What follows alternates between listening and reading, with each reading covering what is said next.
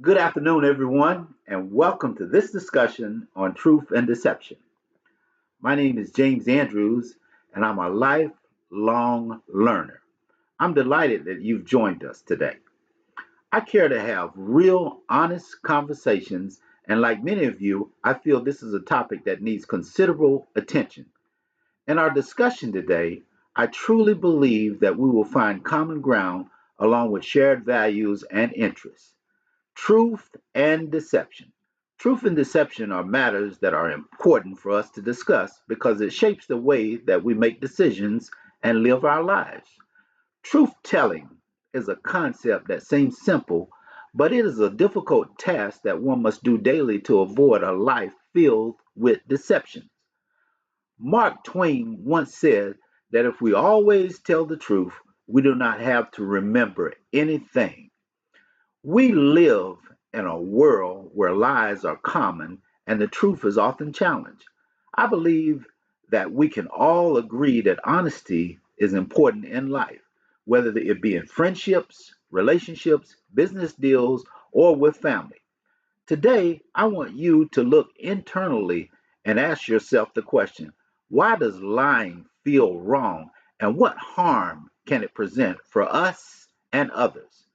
Do you think that most people feel guilty when they lie, or do they just move on? Some problems are hard to fix, but one thing that I know is that lying or denying them guarantees that nothing changes. When the truth comes out, it hurts. It does not just hurt because it's a lie, it hurts because deception destroys trust. And without trust, relationships, credibility, and the way that we make decisions are negatively impacted. Communities, even our nations, fall apart. I am a devoted Christian, and I'm convinced that truth matters because the truth sets us free. Lies put us in bondage, truth breaks those chains. Jesus said in John 8 and 32, then you will know the truth, and the truth will set you free. Truth isn't meant Truth isn't meant to shame us, it's meant to free us. The Bible tells us in John 8 and 36 that he who the Son sets free is free indeed. And when we choose honesty, we find relief. The fear of being exposed is gone. This is the kind of freedom that Jesus was talking about. Jesus even went further. He didn't just say that the truth sets you free, he said that all truth is revealed through him. In John 14, verse 6, Jesus said, I am the way, the truth, and the life, and no one comes to the Father except through me. Jesus just didn't point to the truth, he claimed to be the truth himself. Personally, I find that the truth is not just an ideal or thought, it's a person. It's a person called Jesus Christ. He not only spoke the truth, he embodied the truth. Honesty. Honesty is the foundational principle of faith. We want to live rightly with others. Now let's focus and turn our attention a little bit on perjury and lying. Perjury is deliberately making a false statement in the court of law.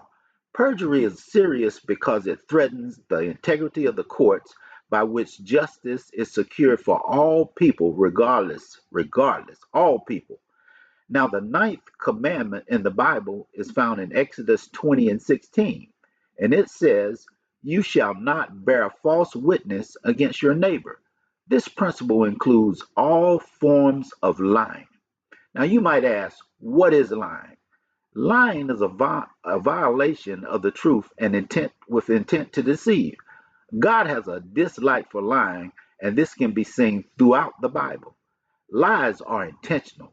And let's talk a little bit about why lying is a problem. Lying is a problem because it denies the character of God, and deception is a deliberate twisting of reality. And Proverbs 12, verse 22 says, lying lips are an abomination to the Lord, but those who act faithfully are his delight. Now, there are varieties of deception. Some of these include lying without words, which is when a person deceives by silence, and it is a practice of masking and covering up the truth. For example, a doctor knowingly not giving you an accurate information regarding your health. Now, let's briefly discuss self deception, which is deceiving ourselves and saying and thinking that we are better or worse than we really are.